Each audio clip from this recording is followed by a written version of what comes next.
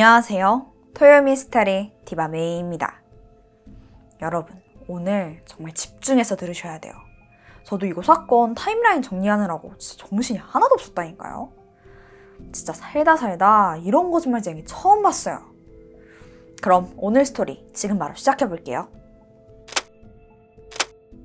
미국 엘라바마에 살던 나탈리 할로웨이는 이제 대학 입학을 앞둔 고등학생이야. 나탈리 완전 우등생이었거든. 학교 생활도 열심히 했고 이제 곧 들어갈 대학교에도 장학금 받아서 약학을 공부할 예정이었어. 공부도 잘하고 또 성격도 좋아서 친구도 많았었고. 근데 이제 졸업하면 다 뿔뿔이 흩어지잖아. 특히 미국 얼마나 넓어. 그 전에 마지막으로 친구들이랑 좋은 시간 보낼 수 있게 학교에서 졸업여행을 가게 돼. 와, 엄청 설레어했지. 그렇게 2005년 5월 25일 남미 아루바 섬으로 졸업여행을 떠났어. 낮에는 바닷가 가서 막 물놀이도 하고 선탠도 하고 또 저녁에는 예쁘게 입고 레스토랑이랑 바도 가면서 5일 동안 알차게 시간을 보냈지. 졸업여행 마지막 날인 5월 30일. 다음날 떠날 생각하니까 좀 아쉬웠나 봐. 나탈리는 곳에 친해진 현지 애들이랑 클럽에서 조금 더 놀다 오겠다면서 친구들을 숙소로 먼저 보냈어. 친구들은 조금 피곤했거든. 그래서 그럼 조심히 놀다 와라 하고 호텔로 돌아가게 돼. 그리고 그게 나탈리의 마지막 모습이었어.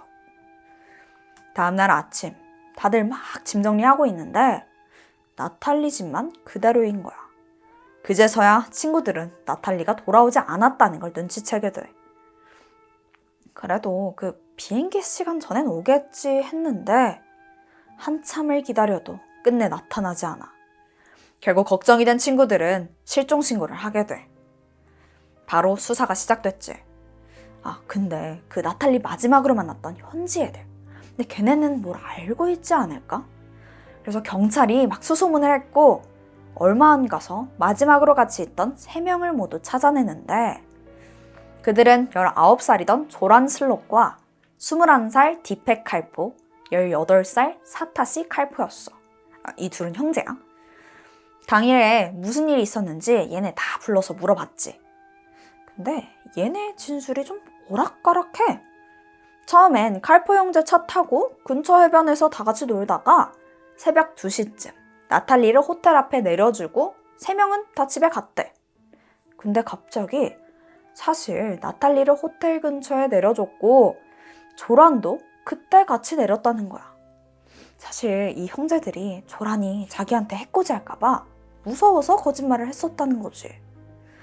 그럼 경찰이 그럼 조란을 조금 더 조사해보자 해서 얘한테 몇 가지 질문을 더 하는데 아니 얘 진술도 계속 번복돼.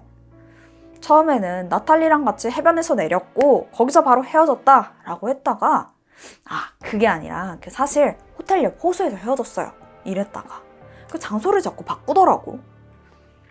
경찰은 너무 혼란스러웠어.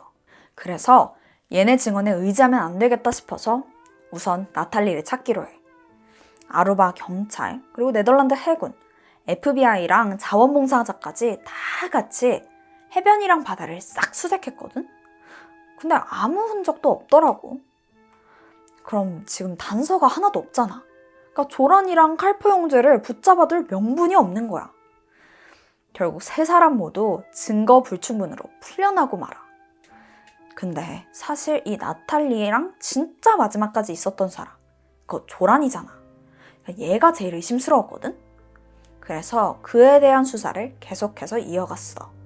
우선 조란 슬롯에 대해서 조금 더 알아보자면 공부도 잘하고 운동도 잘해서 학교에서 인기가 많았다고 해. 아버지는 변호사고 나탈리 실종 당시에 판사가 되려고 준비 중이셨대. 공부도 잘하고 또 집안도 좋으니까 친구도 많았다고 해. 그래서인지 나탈리랑 조란은 금방 친해졌대. 그러니까 곳에 막 붙어서 자주 놀았다고 해. 그렇게 그에 대한 조사를 이어가던 와중에 조란이 수상한 움직임을 보이는데 갑자기 나는 세계 여행하면서 자유롭게 살겠다 라면서 해외로 나가버려. 근데 또 이게 여행을 가는 곳마다 이 사건에 대해서 떠벌리고 다니는 거야. 막 이렇게 허세 부리면서 사실 나 살인사건 용의자였다 이러는데 약간 이걸로 관심 받고 싶어 하는 것 같아. 근데 또 웃기는 게 이렇게 여유로운 척 이야기하다가 몇몇 사람들이 근데 너 진짜 범인 아니야? 막 이렇게 하잖아? 그러면 막 뭔 소리냐고 미친 듯이 화를 내고 욕하고 술잔 집어던지고 진짜 난리도 아니었었대. 근데 자기가 그렇게 떳떳하면 뭐 화날 필요 없는 거 아니야? 근데 뭐 이런 정황 증거로는 체포할 수가 없잖아. 그래서 그냥 이렇게 놓치나 싶었는데 3년 정도 지난 2008년 1월 네덜란드 범죄 전문 기자가 조란이랑 인터뷰를 하게 돼. 근데 이때 카메라를 몰래 숨겨서 인터뷰 장면을 다 녹화한 거야. 자, 이제부터 조란이 이야기한 사건의 전말이야. 사건 당일 나탈리가 마지막 날이라고 같이 놀자라고 해서 약속을 잡았대. 그래서 약속 장소인 술집으로 가보니까 벌써 학교 친구들이랑 나탈리가 완전 취해 있더래. 그래서 자기도 같이 술 마시고 뭐 춤추면서 놀다가 새벽 1시쯤 따로 나와서 아까 그 칼포 형제 기억나지? 걔네가 차로 나탈리랑 자기를 호텔 옆 해변에 내려줬고 이제 둘만 남았잖아. 분위기가 좀 좋았지. 한참 해변에서 이야기를 나누다가 성관계를 했는데 그 순간 나탈리가 몸을 막 심하게 떨더니 쓰러졌다는 거야. 깜짝 놀라서 흔들어 깨워봤지만 아무 반응이 없었어. 그녀가 죽었다고 생각하니까 순간적으로 겁이 났고 정신이 없었대. 그래서 우선 나탈리를 해변 나무 옆에 기대게 하두고 기록이 남을까봐 핸드폰 대신 공중전화로 보트를 가지고 있는 친구를 부르게 돼. 근데 좀 이상하지 않아? 순간 당황해서 정신이 없었다며. 근데 기록이 남을 걱정을 할 수는 있었던 거야? 이게 앞뒤가 안 맞잖아. 근데 뭐 이거는 그냥 내 추정일 뿐이니까. 어쨌든 그 친구가 도착을 했고 보트까지 나탈리를 같이 옮겼어. 그 후에는 친구가 이젠 내가 다 알아서 할 테니까 너는 들어가라 라고 해서 곧장 집으로 왔지. 그때가 한 새벽 2, 3시쯤이었고 다음날 아침 친구가 나탈리를 1.5km 정도 떨어진 바다에 버렸다라고 한 게 조란의 증언이야. 이 모습은 모두 TV에 방영됐어. 나탈리의 가족들과 친구들은 드디어 사건이 해결됐구나 싶어서 기뻐했지. 나탈리 실종 미스터리가 풀릴 거라고 생각했던 거야. 그런데 사건은 더 복잡해져. 경찰이 조란을 체포했지? 그리고 바로 신문하는데 와, 또 얘가 말을 바꿔. 사실 이게 다 그냥 기자가 원하는 대로 얘기해 준 거다 라면서 거짓말이라더라고.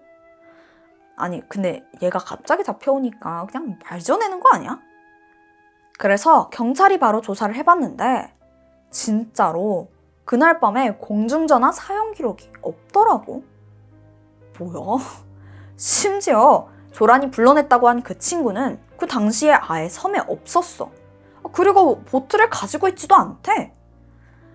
자기는 그냥 뭐 기자 좀 놀리려고 한 거다 이러면서 진짜 거짓말이라는 거야. 근데 얘 진짜 사이코 아니야? 이런 걸로 장난을 쳐. 그래서 혹시나 하는 마음에 바다 수색도 더 해보고 조사도 해봤는데 결국 아무것도 밝혀내지 못했고 결국 조란을 풀어줬어야 됐어. 아니 이게 말이 돼? 어쨌든 사건은 결국 미궁에 다시 빠지고 말아. 가족들은 나탈리 시신이라도 찾을 수 있다는 그 희망을 가졌는데 이 모든 게 그냥 물거품이 된 거야. 또다시 시간이 흘러서 2010년 2월 조란의 아버지가 심장마비로 갑작스럽게 사망하게 되거든. 그랬더니 조란이 또다시 나서 이제 아버지도 돌아가셨으니까 모든 진실을 밝히고 나탈리 가족들을 돕겠다 이러더라고. 대신 대가가 필요하다면서 25만 달러를 요구하더라고. 가족들은 이 돈 준다는 게 좀 억울했지만 지금 증거도 없고 다른 방법이 없었거든. 결국 그 제안을 받아들이게 돼. 이 조란이 또 세계여행 간답시고 해외로 튈 수도 있잖아. 그럼 사건 해결 못할 거 아니야. 혹시 일이 잘못돼도 다른 혐의로 잡아놓으려고 FBI가 작전을 세우기 시작해. 근데 이게 나탈리 살해 혐의로 체포하기엔 아예 증거가 없잖아. 그래서 생각한 게 갈취 혐의였어.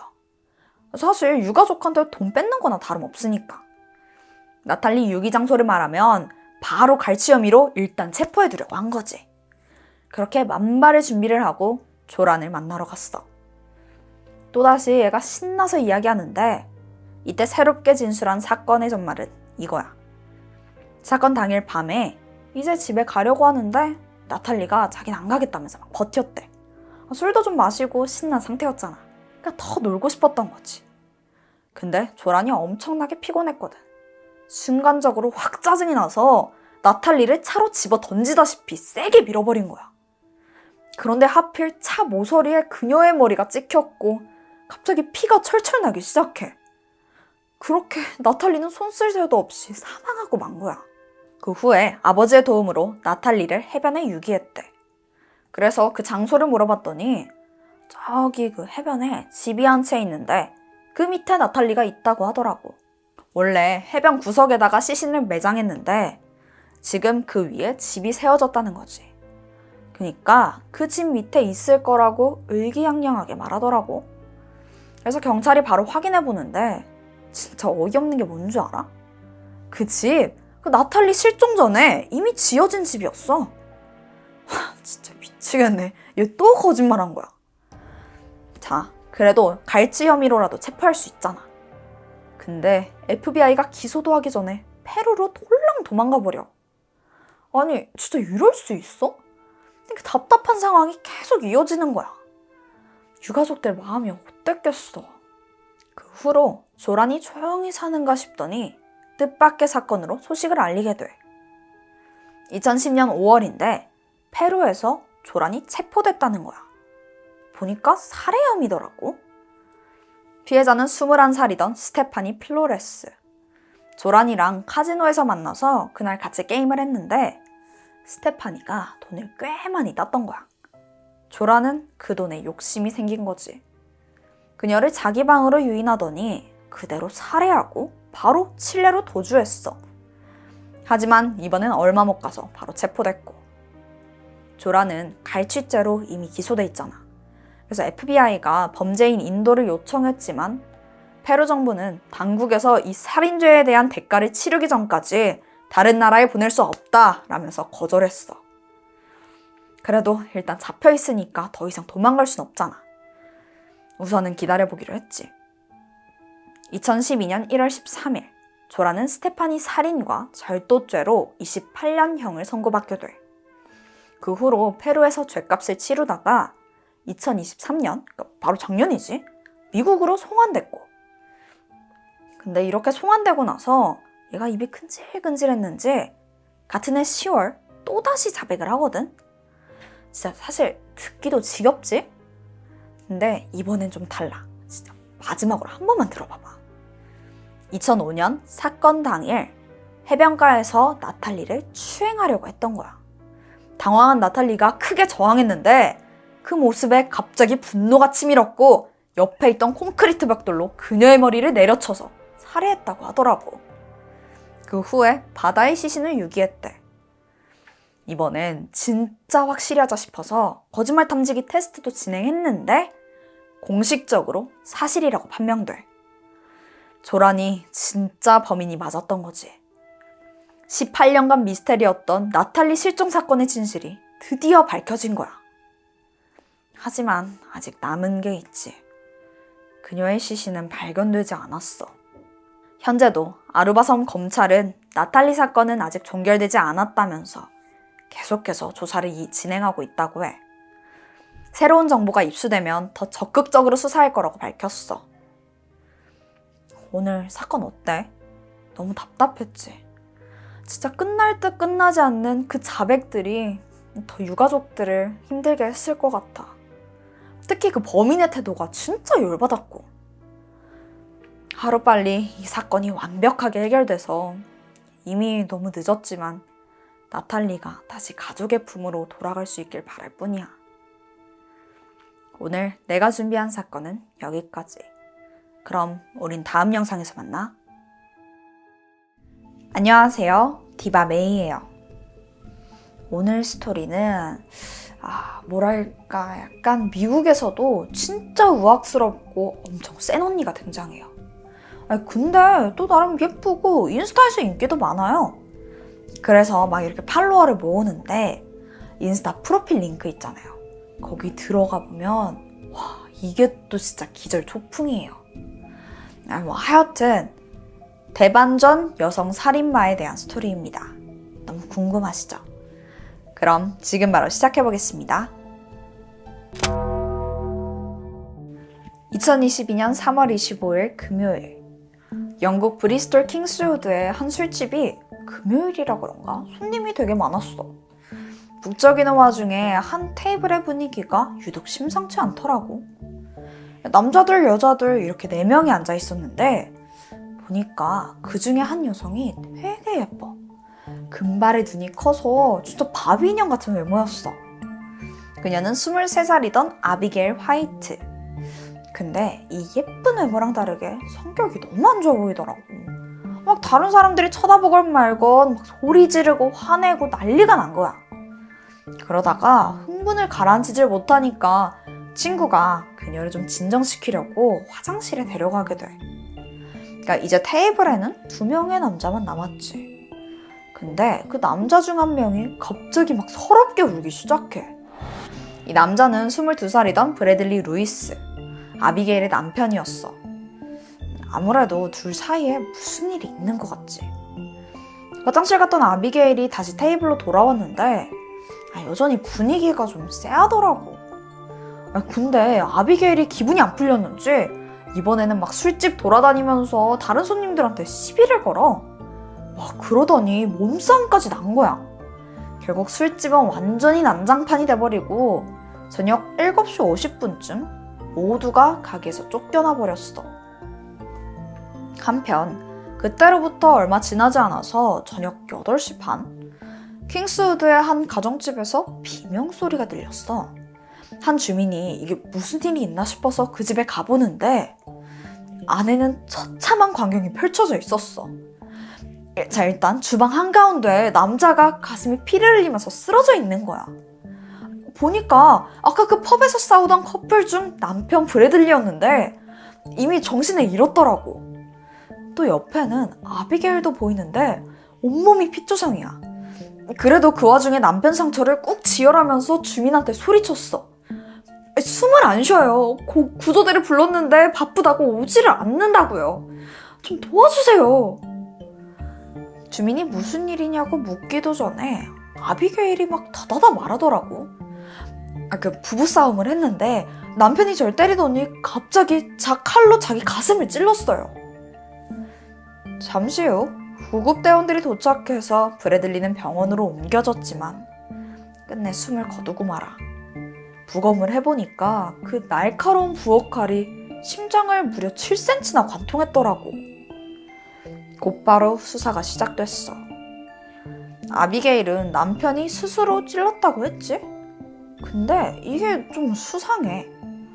왜냐면 그 흉기로 사용된 칼이 주방 구석에 있는 난로 쪽에 숨겨져 있었거든. 근데 스스로 찔렀다면서. 심지어 심장을 7cm나 관통했는데 그 와중에 칼을 숨긴다고? 이게 앞뒤가 맞질 않는 거지. 경찰이 아비게일을 의심할 때쯤에 마침 결정적인 증언이 나와. 그건 바로 부부 사이에 6살 난 아들이었어. 그 엄마가 아빠를 찔렀어요.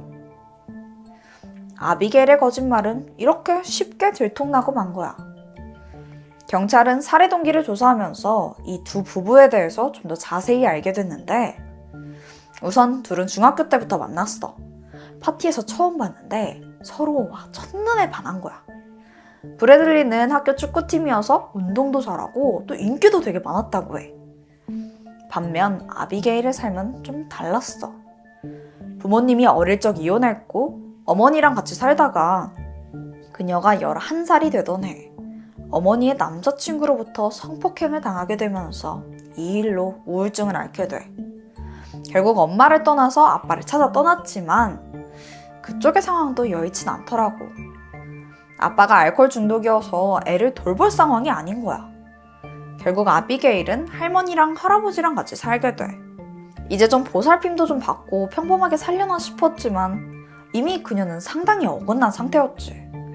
학교도 잘 안 나가서 벌써 몇 차례나 정학을 받았을 정도야. 그렇게 불안정한 아비게일의 인생에 브래들리는 진짜 한 줄기 빛과 같았어. 이 풋풋한 10대 커플은 행복한 나날을 보내게 되는데 그것도 잠깐이야. 당시 17살이던 아비게일이 덜컥 임신을 하게 된 거야. 근데 진짜 문제는 당시에 관계를 가졌던 남자가 브래들리 말고 또 있어서 누가 애 아빠인지 알 수가 없었다고 해. 아비게일은 고민을 하다가 자기랑 아이를 좀 잘 챙겨줄 것 같은 브래들리를 찾아가더니 냅다 니애 임신했다고 막 화를 내면서 그냥 울어버려. 솔직히 당황스럽잖아. 근데 책임감이 강했던 브래들리는 학교까지 그만두고 돈을 벌기 위해서 일을 시작하게 돼. 그러면서 결혼을 결심했지. 브래들리 부모님은 멀쩡히 학교 잘 다니던 아들이 갑자기 자퇴를 한다니까 큰 충격을 받았지만 곧 아들의 선택을 지지해줬어. 첫째 아들을 시작으로 둘 사이에서는 3명의 아이들이 더 태어나게 돼. 어린 나이에 꾸린 가정이라 좀 불안했지만 또 잘 지내더라고. 근데 제일 중요한 문제가 있는데 남편의 수입이 내 아이를 키우기에는 넉넉하지 않았던 거야. 그래서 이때 아비게일이 돈을 벌기 위해서 은밀한 무언가를 시작하게 돼. 그게 뭐였냐면 바로 온라인 성인 사이트에 자기의 야한 사진을 올리는 거였어. 가짜밥이라는 이름으로 활동하면서 막 돈맛을 보게 되지. 그러다가 아예 성형수술까지 하더니 바비처럼 외모를 바꾸더라고. 자, 이제 컨셉도 잡았겠다. 홍보가 중요하잖아. 아비게일은 인스타그램을 적극적으로 활용했어. 막 아슬아슬한 그런 사진을 올리면서 낚시를 하는데 너네 유료 사이트 들어오면 이거 사진 더 많이 볼 수 있다? 이렇게 유도를 한 거지. 근데 이게 완전히 통한 거야. 1년 만에 수익이 8,500만 원을 넘길 정도였어. 이제 살림살이가 좀 나아지려나 싶었는데 아니, 전혀 아니야. 왜냐면 돈맛을 본 아비게일이 막 술 마시고 옷 사고 성형하는데 이 돈을 몽땅 써버린 거야. 근데 바로 다음엔 인기가 좀 떨어져서 수익이 줄었는데 얘가 이 씀씀이는 여전했어. 그러면 또 돈이 부족했겠지? 사실 이거 다 지 잘못이잖아. 근데 엉뚱하게 남편한테 화를 내더라. 브래들리가 돈을 조금밖에 못 벌어가지고 내가 이 고생을 한다 뭐 이러는 거야. 하지만 브래들리도 할 말은 많았지. 아비게일의 사치도 사치인데 이 억압이 너무나 심했거든. 이게 어느 정도였냐면 남편한테 SNS조차 마음대로 못하게 해. 뭐 자기 활동 숨기려고 뭐 그랬는지 어땠는지 모르겠지만 이 모든 걸 통제하려고 하는 거지. 게다가 아비게일은 그 어릴 적 트라우마로 경계성 인격장애를 앓고 있었거든. 이 증상에 대해서 간단히 설명하자면 정서가 좀 불안정하고 충동적이어서 행동이 예측이 안 되는 경우가 많다고 해.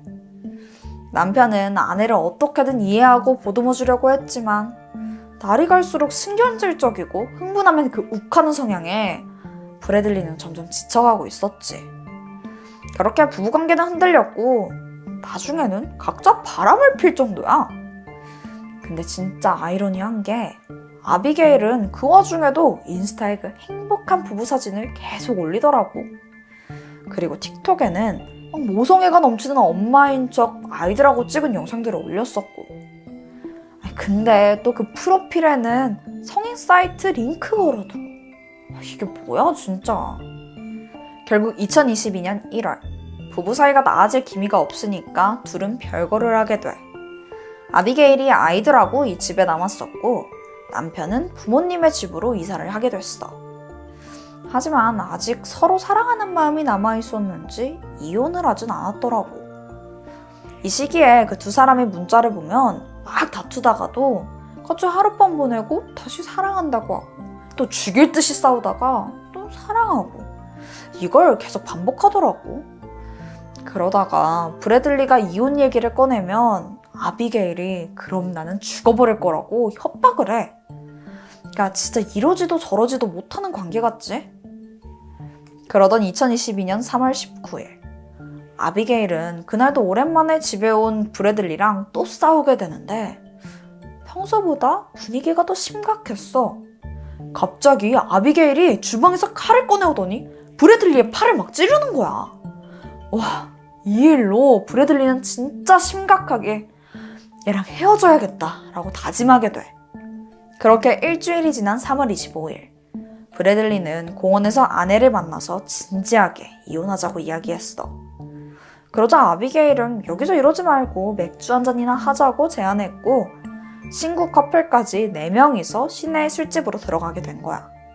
그리고 앞에서 말했던 그 일이 벌어지게 된 거고 한편 브래들리는 이혼 좀 해달라고 애원하면서도 혹여나 아비게일이 스스로 목숨을 끊을까봐 너무나 두려웠던 거야. 그래서 계속 눈물을 흘리기 시작해. 그러니까 이게 안타까움의 눈물인 거지. 근데 이런 최악의 분위기 속에서 아비게일은 계속 술집 돌아다니면서 다른 사람들한테 시비 걸고 몸싸움하고 와 진짜 우악스러운 여자야. 간신히 상황이 정리된 후에 부부는 다른 손님 차를 얻어 타고 집에 가고 있는데 이때 부부를 태워준 남자가 분위기가 심상치 않음을 직감했어. 남편 브래들리가 굉장히 공포에 질려 있는 거야. 그러면서 지나가는 말로 아마도 저 죽을지도 몰라요. 이랬다는 거야. 그래서 오죽하면 운전하던 남자가 혹시 무슨 일 생기면 자기한테 연락하라고 번호를 남겨주기도 했었었대. 이후에 집에 돌아갔다가 그런 비극이 벌어진 거야. 아비게일은 너무나도 무서운 아내였던 거지. 검거가 된 후에도 그녀는 살해 혐의를 강하게 부인했어. 그렇게 버티다가 아들이 엄마가 아빠를 찔렀다고 해서 들통났잖아. 그니까 말을 교묘하게 바꾸더라고.